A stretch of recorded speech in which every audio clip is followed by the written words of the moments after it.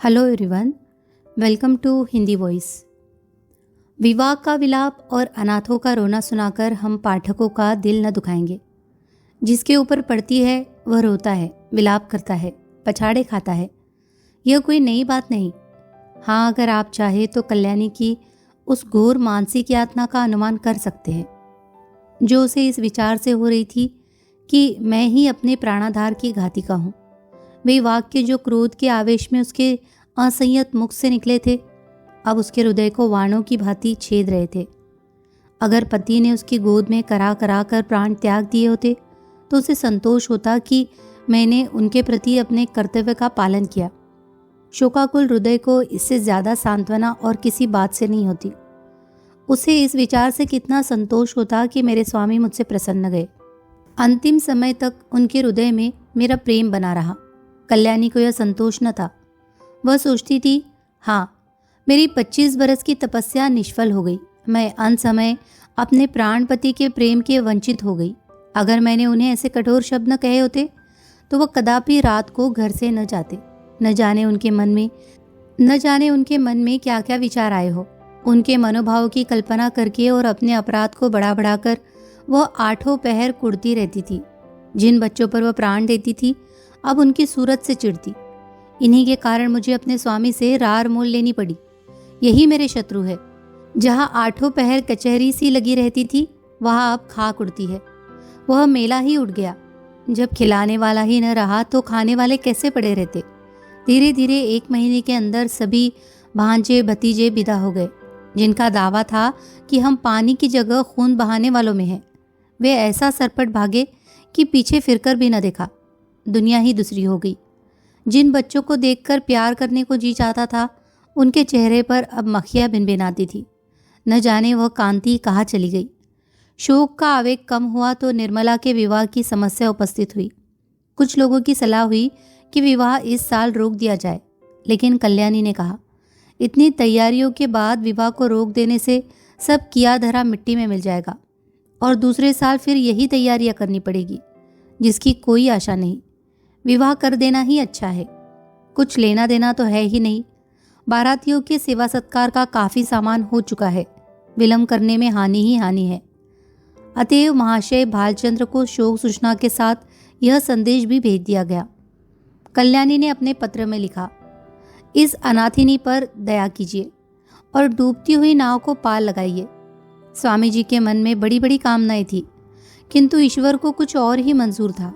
अब मेरी लाज आपके हाथ में है। कन्या आपकी हो चुकी। मैं लोगों के सेवा सत्कार करने को अपना सौभाग्य समझती हूँ, लेकिन यदि इसमें कुछ कमी हो, कुछ त्रुटि पड़े तो मेरी दशा का विचार करके क्षमा कीजिएगा। मुझे विश्वास है कि आप इस अनाथिनी की निंदा न होने देंगे। आदि। कल्याणी ने यह पत्र डाक से न भेजा, बल्कि पुरोहित से कहा, आपको कष्ट होगा पर आप स्वयं जाकर यह पत्र दीजिए और मेरी ओर से बहुत विनय के साथ कहिएगा कि जितने कम आदमी आए उतना ही अच्छा। यह कोई प्रबंध करने वाला नहीं है। पुरोहित मोटेराम यह संदेश लेकर तीसरे दिन लखनऊ जा पहुंचे। संध्या का समय था। बाबू भालचंद्र दीवान खाने के सामने आराम कुर्सी पर नंग धड़ंग लेटे हुए हुक्का पी रहे थे। बहुत ही स्थूल ऊंचे कद के आदमी थे। ऐसा मालूम होता था कि काला देव है या कोई हबशी अफ्रीका से पकड़कर आया है। सिर से पैर तक एक ही रंग था, काला। चेहरा इतना स्याह था कि मालूम न होता था कि माथे का अंत कहाँ है, सिर का आरंभ कहाँ। बस कोयले की एक सजीव मूर्ति थी। आपको गर्मी बहुत सताती थी। 2 आदमी खड़े पंखा चल रहे थे। उस पर भी पसीने का तार बंधा हुआ था। आप आबकारी के विभाग में एक ऊंचे ओहदे पर थे। 500 रुपये वेतन मिलता था। ठेकेदारों से खूब रिश्वत लेते थे। ठेकेदार शराब के नाम पानी बेचे, 24 घंटे दुकान खुली रखे। आपको केवल खुश रखना काफ़ी था। सारा कानून आपकी खुशी थी। इतनी भयंकर मूर्ति थी कि चांदनी रात में लोग उन्हें देखकर सहसा चौंक पड़ते थे। बालक और स्त्रियां ही नहीं, पुरुष तक सहम जाते थे। चांदनी रात इसीलिए कहा गया कि अंधेरी रात में तो उन्हें कोई देख ही न सकता था। श्यामलता अंधकार में विलीन हो जाती थी। केवल आंखों का रंग लाल था। जैसे पक्का मुसलमान 5 बार नमाज पढ़ता है, वैसे ही आप भी 5 बार शराब पीते थे। मुफ्त की शराब तो सभी को हलाल है। फिर आप तो शराब के अफसर ही थे। जितनी चाहे पिए, कोई हाथ पकड़ने वाला न था। जब प्यास लगती शराब पी लेते। जैसे कुछ रंगों में परस्पर सहानुभूति है, उसी तरह कुछ रंगों में परस्पर विरोध है।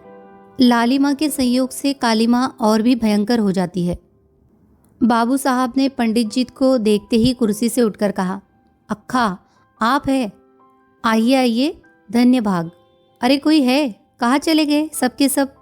झगड़ू, गुरदीन, चकौड़ी, भवानी, राम गुलाम, कोई है क्या? सबके सब मर गए? चलो राम गुलाम, भवानी, चकौड़ी, गुरदीन, झगड़ू, कोई नहीं बोलता, सब मर गए।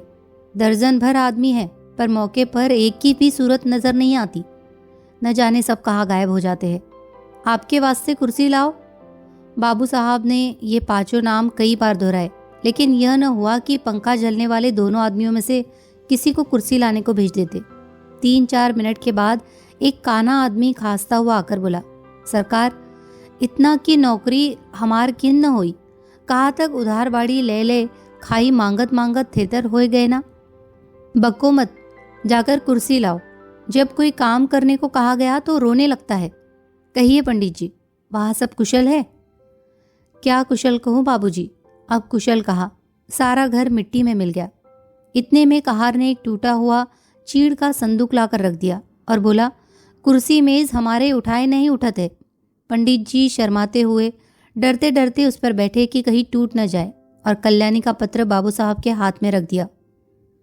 अब और कैसे मिट्टी में मिलेगा? इससे बड़ी और कौन विपत्ति पड़ेगी? बाबू उदय भानु लाल से मेरी पुरानी दोस्ती थी। आदमी नहीं, हीरा था। क्या दिल था, क्या हिम्मत थी। आंखें पोंछकर मेरा तो जैसे दाहिना हाथ ही कट गया। विश्वास मानिए, जब से यह खबर सुनी है आंखों में अंधेरा सा छा गया है। खाने बैठता हूँ तो कौर मुंह में नहीं जाता। उनकी सूरत आंखों के सामने खड़ी रहती है। मुंह झूठा करके उठ जाता हूँ। किसी काम में दिल नहीं लगता। भाई के मरने का रंज भी इससे कम ही होता है। आदमी नहीं, हीरा था। सरकार, नगर में अब कोई ऐसा रईस नहीं रहा, मोटे ने कहा। मैं खूब जानता हूँ पंडित जी, आप मुझसे क्या कहते हैं। ऐसा आदमी 1,00,000-2 लाख में एक होता है। जितना मैं उनको जानता था उतना दूसरा नहीं जान सकता। 2 ही 3 बार की मुलाकात में उनका भक्त हो गया और मरते दम तक रहूंगा। आप समदीन साहब से कह दीजिएगा, मुझे दिली रंज है। आपसे ऐसी ही आशा थी। आप जैसे सज्जनों के दर्शन दुर्लभ है, नहीं तो आज कौन बिना दहेज के पुत्र का विवाह करता है। महाराज, दहेज की बातचीत ऐसे सत्यवादी पुरुषों से नहीं की जाती। उनसे संबंध हो जाना ही लाख रुपयों के बराबर है। मैं इसी को अपना अहोभाग्य समझता हूँ। हाँ, कितनी उदार आत्मा थी। रुपयों को तो उन्होंने कुछ समझा ही नहीं। तिनके के बराबर भी परवाह नहीं की। बुरा रिवाज है, बेहद बुरा। मेरा बस चले तो दहेज दे लेने वालों और दहेज देने वालों दोनों को ही गोली मार दूं। हाँ साहब, साफ गोली मार दूं, फिर चाहे फांसी ही क्यों न हो जाए। पूछो, आप लड़के का विवाह करते हैं कि उसे बेचते हैं? अगर आपको लड़के के शादी में दिल खोलकर खर्च करने का अरमान है तो शौक से खर्च कीजिए, लेकिन जो कुछ कीजिए अपने बल पर। यह क्या कि कन्या के पिता का गला रेतिए। नीचता है, घोर नीचता। मेरा बस चले तो इन पाजियों को गोली मार दूं। धन्य हो सरकार, भगवान ने आपको बड़ी बुद्धि दी है। यह धर्म का प्रताप है। मालकिन की इच्छा है कि विवाह का मुहूर्त वही रहे, और तो उन्होंने सारी बातें पत्र में लिख दी है। बस अब आप ही उबारे तो हम उबर सकते हैं। इस तरह तो बारात में जितने सज्जन आएंगे उनकी सेवा सत्कार हम करेंगे ही, लेकिन परिस्थिति अब बहुत बदल गई है सरकार। कोई करने धरने वाला नहीं है। बस ऐसी बात कीजिए कि वकील साहब के नाम पर बट्टा न लगे। भालचंद्र 1 मिनट तक आंखें बंद किए बैठे रहे, फिर एक लंबी सांस खींचकर बोले, ईश्वर को मंजूर ही न था कि वह लक्ष्मी मेरे घर आती। नहीं तो क्या यह वज्र गिरता? सारे मंसूबे खाक में मिल गए। फूला न समाता था कि वह शुभ अवसर निकट आ रहा है, पर क्या जानता था कि ईश्वर के दरबार में कुछ और षड्यंत्र रचा जा रहा है। मरने वाले की याद ही रुलाने के लिए काफ़ी है। उसे देखकर तो जख्म और भी हरा हो जाएगा। उस दशा में न जाने क्या कर बैठूं। इसे गुण समझिए चाहे दोष, कि जिससे एक बार मेरी घनिष्ठता हो गई फिर उसकी याद चित्त से नहीं उतरती। अभी तो खैर इतना ही है कि उनकी सूरत आंखों के सामने नाचती रहती है, लेकिन यदि वह कन्या घर में आ गई तब मेरा जिंदा रहना कठिन हो जाएगा। सच मानिए, रोते रोते मेरी आंखें फूट जाएगी। जानता हूँ रोना धोना व्यर्थ है, जो मर गया वह लौट कर नहीं आ सकता। सब्र करने के सिवाय और कोई उपाय नहीं है, लेकिन दिल से मजबूर हूँ। उस अनाथ बालिका को देखकर मेरा कलेजा फट जाएगा। ऐसा न कहिए सरकार, वकील साहब नहीं तो क्या, आप तो है। अब आप ही उसके पिता तुल्य है। वह अब वकील साहब की कन्या नहीं, आपकी कन्या है। आपके हृदय के भाव तो कोई जानता नहीं। लोग समझेंगे वकील साहब का देहांत हो जाने के कारण आप अपने वचन से फिर गए, इसमें आपकी बदनामी होए। चित्त को समझाइए और हंसी खुशी कन्या का पाणी ग्रहण करा लीजिए। हाथी मरे तो 9 लाख का, लाख विपत्ति पड़ी है, लेकिन मालकिन आप लोगों की सेवा सत्कार करने में कोई बात न उठा रखेगी। मोटे ने कहा। बाबू साहब समझ गए कि पंडित मोटे राम कोरे पोथी के ही पंडित नहीं, वरन व्यवहार नीति में भी चतुर है। बोले, पंडित जी हलफ से कहता हूँ, मुझे उस लड़की से जितना प्रेम है उतना अपनी लड़की से भी नहीं है। लेकिन जब ईश्वर को मंजूर नहीं है तो मेरा क्या बस है। वह मृत्यु एक प्रकार की अमंगल सूचना है जो विधाता की ओर से हमें मिली है। यह किसी आने वाली मुसीबत की आकाशवाणी है। विधाता स्पष्ट रीति से कह रहा है कि यह विवाह मंगलमय न होगा। ऐसी दशा में आप ही सोचिए, यह संयोग कहाँ तक उचित है। आप तो विद्वान आदमी हैं, सोचिए, जिस काम का आरंभ ही अमंगल से हो उसका अंत अमंगलमय हो सकता है या नहीं। जानबूझकर मक्खी नहीं निगली जाती। समदीन साहब को समझाकर कह दीजिएगा, मैं उनकी आज्ञा पालन करने को तैयार हूँ, लेकिन इसका परिणाम अच्छा न होगा। स्वार्थ के वंश में होकर मैं अपने परम मित्र की संतान के साथ यह अन्याय नहीं कर सकता। इस तर्क ने पंडित जी को निरुत्तर कर दिया। वादी ने यह तीर छोड़ा था जिसका उनके पास कोई काट न थी। शत्रु ने उन्हीं के हथियार से उन पर वार किया था और वह उसका प्रतिकार न कर सकते थे। वह अभी कोई जवाब सोच ही रहे थे कि बाबू साहब ने फिर नौकरों को पुकारना शुरू किया। अरे, तुम सब फिर गायब हो गए। झगड़ू, छकौड़ी, भवानी, गुरुदीन, राम गुलाम, एक भी नहीं बोलता। सब के सब मर गए। पंडित जी के वास्ते पानी वानी की फिक्र है। ना जाने इन सबों को कोई कहाँ तक समझाए। अक्ल छू तक नहीं गई। देख रहे हैं कि महाशय दूर से थके मांदे चले आ रहे हैं, पर किसी को जरा भी परवाह नहीं। लाओ पानी वानी रखो।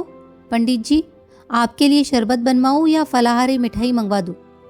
मोटेराम जी मिठाइयों के विषय में किसी तरह का बंधन न स्वीकार करते थे। उनका सिद्धांत था कि घृत से सभी वस्तुएं पवित्र हो जाती है। रसगुल्ले और बेसन के लड्डू उन्हें बहुत प्रिय थे, पर शरबत से उन्हें रुचि न थी। पानी से पेट भरना उनके नियम के विरुद्ध था। सकुचाते हुए बोले, शरबत पीने की तो मुझे आदत नहीं, मिठाई खा लूँगा। फलाहारी न, इसका मुझे कोई विचार नहीं है। तो यही बात, छूत छात सब ढकोसला है, मैं स्वयं नहीं मानता। अरे अभी तक कोई नहीं आया। छकौड़ी, भवानी, गुरुदीन, राम गुलाम, कोई तो बोलो। अब की भी वही बूढ़ा कार खास्ता हुआ आकर खड़ा हो गया और बोला, सरकार, मोर तलब दे दीन जाए, ऐसी नौकरी मुझसे न हुई। हलो दौरी दौरत दौरत गोड़ पिराए लागत है। काम कुछ करो या न करो, पर तलब पहले चाहिए।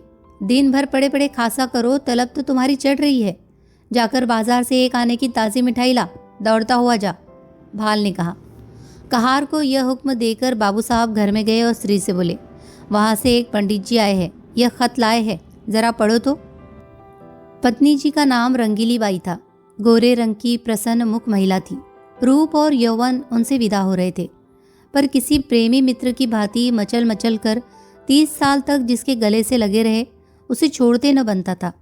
रंगीली बाई बैठी पान लगा रही थी। बोली, कह दिया न कि हमें ब्याह व्याह करना मंजूर नहीं। हाँ, कह तो दिया, पर मारे संकोच के मुंह से शब्द न निकलता था। झूठ मूठ का होला करना पड़ा। रंगीली बोली, साफ बात करने में संकोच क्या? हमारी इच्छा है, नहीं करते। किसी का कुछ लिया तो नहीं है। जब दूसरी जगह 10,000 नगद मिल रहे हैं तो वहाँ क्यों को न करूँ? उनकी लड़की कोई सोने की थोड़े ही है। वकील साहब जीते होते तो शर्माते शर्माते 15-20 हज़ार दे मरते। अब वहाँ क्या रखा है? भाल ने कहा, एक दफ़ा जबान देकर मुकर जाना अच्छी बात नहीं। कोई मुख से कुछ न कहे पर बदनामी हुए बिना नहीं रहती, मगर तुम्हारी जिद से मजबूर हूँ। रंगीली बाई ने पान खाकर खत खोला और पढ़ने लगी। हिंदी का अभ्यास बाबू साहब को तो बिल्कुल न था। और यद्यपि रंगीली बाई भी शायद ही कभी किताब पढ़ती हो, पर खत वत पढ़ लेती थी। पहली ही पांति पढ़कर उनकी आंखें सजल हो गई और पत्र समाप्त किया तो उनकी आंखों से आंसू बह रहे थे। एक एक शब्द करुणा के रस में डूबा हुआ था। एक एक अक्षर से दीनता टपक रही थी। रंगीली बाई की कठोरता पत्थर की नहीं, लाख की थी, जो एक ही आंचल से पिघल जाती है। कल्याणी के करुणोत्पादक शब्दों ने उनके स्वार्थमंडित हृदय को पिघला दिया। रूंधे हुए कंठ से बोली, अभी ब्राह्मण बैठा है ना?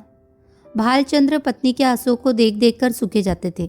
अपने ऊपर झल्ला रहे थे कि नाहक मैंने यह खत इसके दिखाया।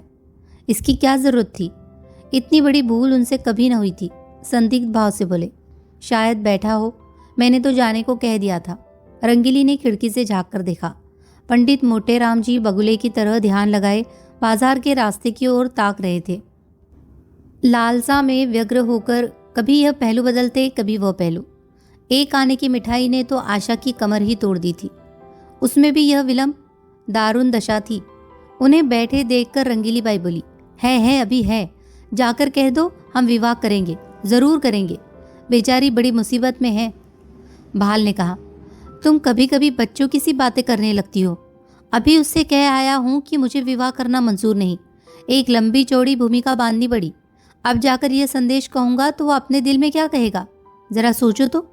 यह शादी विवाह का मामला है, लड़कों का खेल नहीं कि अभी एक बात तय की अभी पलट गए। भले आदमी की बात न हुई, दिल लगी हुई। रंगीली बोली, अच्छा तुम अपने मुंह से न कहो, उस ब्राह्मण को मेरे पास भेज दो। मैं इस तरह समझा दूंगी कि तुम्हारी बात भी रह जाए और मेरी भी। इसमें तो तुम्हें कोई आपत्ति नहीं है? भाल ने कहा, तुम अपने सिवा सारी दुनिया को नादान समझती हो। तुम कहो या मैं कहूँ, बात एक ही है। जो बात तय हो गई वह हो गई। अब मैं उसे फिर नहीं उठाना चाहता। तुम ही तो बार बार कहती थी कि मैं वहाँ न करूँगी। तुम्हारे ही कारण मुझे अपनी बात खोनी पड़ी। अब तुम फिर रंग बदलती हो। यह तो मेरी छाती पर मूंग दलना है। आखिर तुम्हें कुछ तो मेरे मान अपमान का विचार करना चाहिए। रंगीली बोली, तो मुझे क्या मालूम था कि विधवा की दशा इतनी हीन हो गई है। तुम्ही ने तो कहा था कि उसने पति की सारी संपत्ति छिपा रखी है और अपनी गरीबी का ढोंग रचकर काम निकालना चाहती है। एक ही छंटी औरत है। तुमने जो कहा वह मैंने मान लिया। भलाई करके बुराई करने में तो लज्जा और संकोच है। बुराई करके भलाई करने में कोई संकोच नहीं।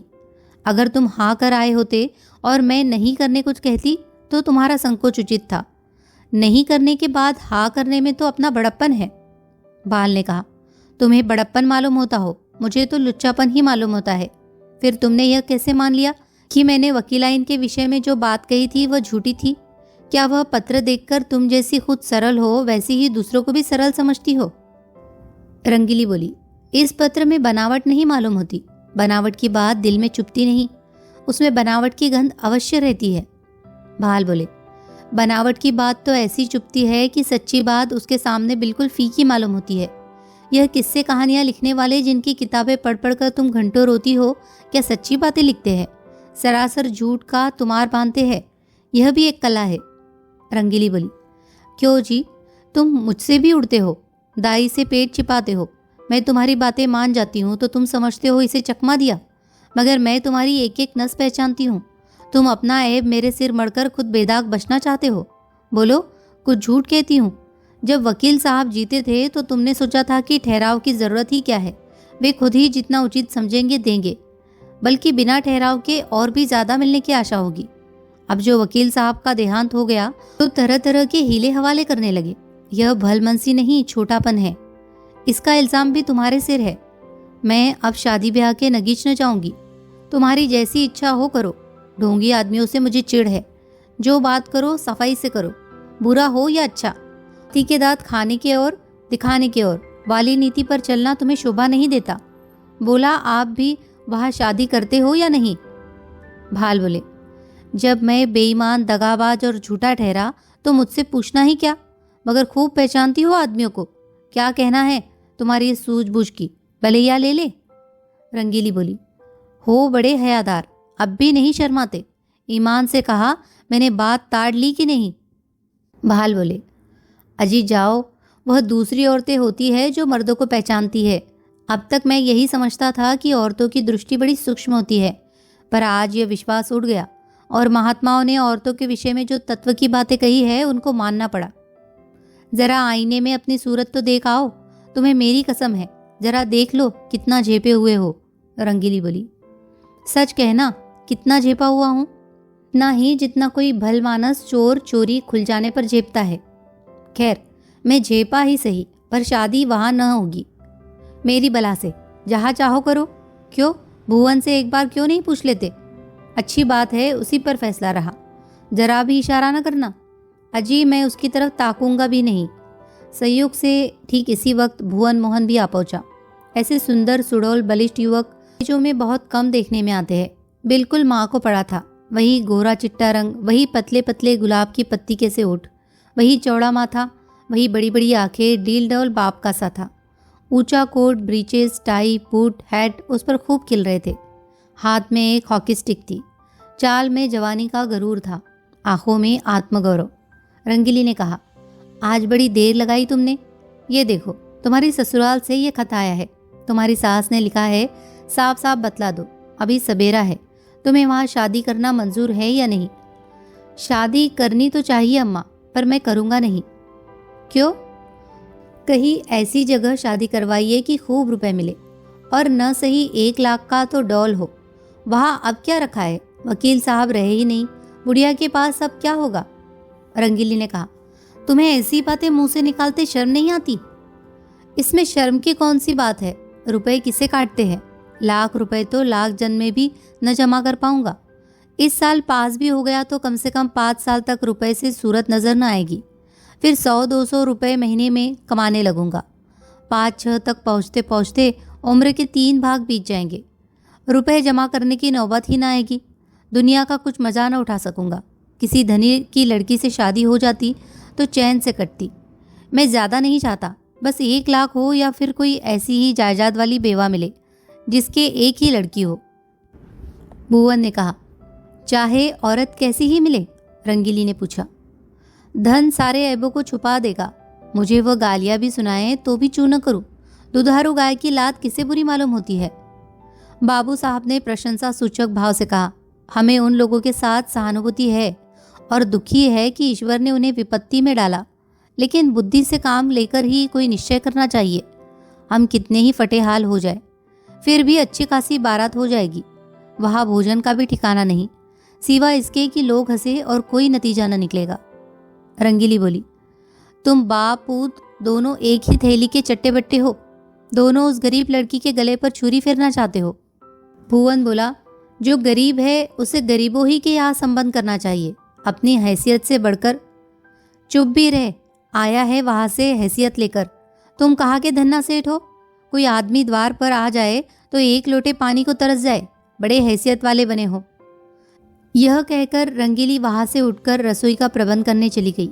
भुवन मोहन मुस्कुराता हुआ अपने कमरे में चला गया और बाबू साहब मूंछों पर ताव देते हुए बाहर आए कि मोटेराम को अंतिम निश्चय सुना दे, पर उनका कहीं पता न था। मोटेराम जी कुछ देर तक तो कहार की राह देखते रहे। जब उसके आने में बहुत देर हुई तो उनसे बैठा न गया। सोचा, यहाँ बैठे बैठे काम न चलेगा, कुछ उद्योग करना चाहिए। भाग्य के भरोसे यहाँ अड़ी किए बैठे रहे तो भूखों मर जाएंगे। यहाँ तुम्हारी दाल नहीं गलने की। चुपके से लकड़ी उठाई और जिधर वह कहार गया था उसी तरफ चले। बाजार थोड़ी ही दूर पर था। एक क्षण में जा पहुँचे। देखा तो बुढ़ा एक हलवाई की दुकान पर बैठा चिलम पी रहा था। उसे देखते ही आपने बड़ी बेतकल्लुफी से कहा, अभी कुछ तैयार नहीं है क्या मेहरा? सरकार वहाँ बैठे बिगड़ रहे हैं कि जाकर सो गया या ताड़ी पीने लगा? मैंने कहा, सरकार ये बात नहीं, बुढ़ा आदमी है, आते ही आते तो आएगा। बड़े विचित्र जीव है, न जाने इनके यहाँ कैसे नौकर टिकते हैं। कहार बोला, मुझे छोड़कर आज तक दूसरा कोई टिका नहीं और न टिकेगा। साल भर से तलब नहीं मिली, किसी को तलब नहीं देते। जहाँ किसी ने तलब मांगी और लगे डांटने, बेचारा नौकरी छोड़कर भाग जाता है। वे दोनों आदमी जो पंखा झल रहे थे सरकारी नौकर है। सरकार से 2 अर्दली मिले हैं ना, इसी से पड़े हुए हैं। मैं भी सोचता हूँ जैसा तेरा ताना बाना वैसे मेरी भरनी। इस साल कट गए हैं, साल 2 साल और इसी तरह कट जाएंगे। मोटेराम बोले, तो तुम ही अकेले हो, नाम तो कई कहारों का लेते हैं। कहार बोला, वह सब इन 2-3 महीनों के अंदर आए और छोड़ छोड़ कर चले गए। यह अपना रोब जमाने को अभी तक उनका नाम जपा करते हैं। कहीं नौकरी दिलाइएगा। चलूं? मोटेराम बोले, अजीब बहुत नौकरी है, कहार तो आजकल ढूंढे नहीं मिलते। तुम तो पुराने आदमी हो, तुम्हारे लिए नौकरी की क्या कमी है? यहाँ कोई ताजी चीज़? मुझसे कहने लगे खिचड़ी बनाइएगा या बाटी लगाइएगा। मैंने कह दिया सरकार बुढ़ा आदमी है, रात को उसे मेरा भोजन बनाने में कष्ट होगा, मैं कुछ बाजार ही से खा लूँगा, इसकी आप चिंता न करें। बोले, अच्छी बात है, कहार आपको दुकान पर मिलेगा। बोलो साहजी, कुछ तर माल तैयार है, लड्डू तो ताजे मालूम होते हैं, तौल दो एक सेर भर, आ जाओ वहीं ऊपर। यह कहकर मोटेराम जी हलवाई की दुकान पर जा बैठे और तर माल चखने लगे। खूब छक कर खाया, 2.5-3 सेर चट कर गए।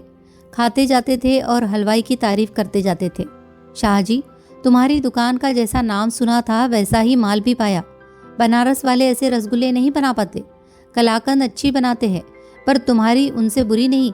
माल डालने से अच्छी चीज़ नहीं बन जाती, विद्या चाहिए। हलवाई बोला, कुछ और लीजिए महाराज, थोड़ी सी रबड़ी मेरी तरफ से लीजिए। मोटेराम बोले, इच्छा तो नहीं है, लेकिन दे दो पाव भर। पाव भर क्या लीजिएगा, अच्छी चीज़ है, आधा सेर तो लीजिए। हलवाई बोला।